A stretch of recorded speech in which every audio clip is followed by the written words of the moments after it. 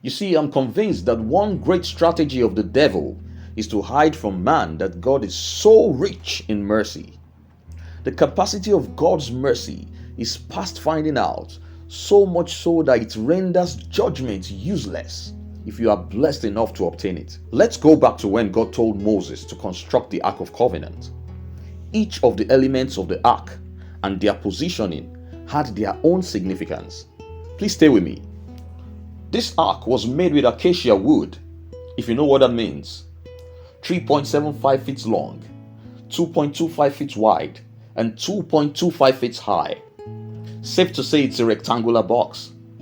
And Moses was asked to overlay this ark with gold, both in and out. You could study Exodus 25 to check this out. Right inside the ark are three items of great significance. Number one is the golden pot that had manna. Number two is Aaron's rod that budded.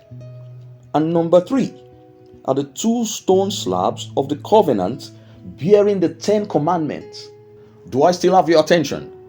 Covering the ark is the mercy seat with two cherubims shadowing the seat of mercy. That is an undeniable revelational symbol that mercy prevails over judgment. They did not understand the symbol, but have you acquired the wisdom that this Almighty God is rich in mercy? Then why won't you seek mercy in abundance now that you can? Well, there is only one reason. You see, Satan has done a lot to obstruct the view of man. He knows that when you find mercy from God, his accusations and provocations are rendered useless, both in time and eternity. But we need to wake up. Hebrews 4:16, let us therefore come boldly to the throne of grace. Why? That we may obtain mercy, and then we find grace to help in times of need. It is not by mistake that it is called the mercy seat. You can't be a child of God and struggle to obtain mercy from your Father who is rich in mercy. Jeremiah said in Lamentations 3:22 that his mercies are new every morning. The psalmist declared in Psalms chapter 136 over and again that his mercies endure forever. So I recall a time, I think in June 2010, when my sister shared a story with me that refused to leave my memory ever since. She suddenly went into labor and everything went south. At this point, the doctor and all other practitioners had made their confusion obvious to the blind and audible to the deaf. They left her alone in the room in pain and agony. And all that could come out of her mouth was Jesus shanu mi, meaning Jesus have mercy on me.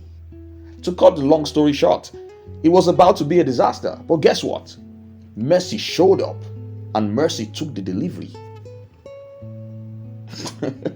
Yes, the Father's mercy is unbelievable, but it beckons every second, waiting for you to take advantage. And then it looks like your testimony is a lie or an exaggeration at its best. That's mercy.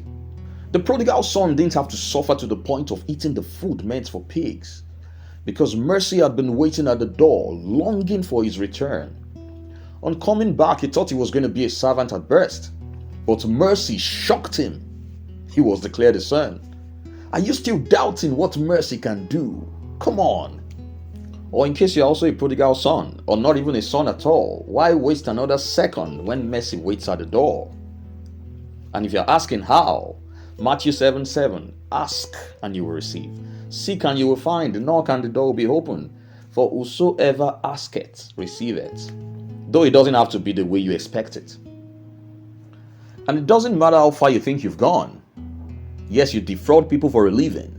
You are an ex-convict, a drug addict, a serial killer, an habitual fornicator or adulterer, a renowned cultist, a blood-sucking witch, and the list goes on.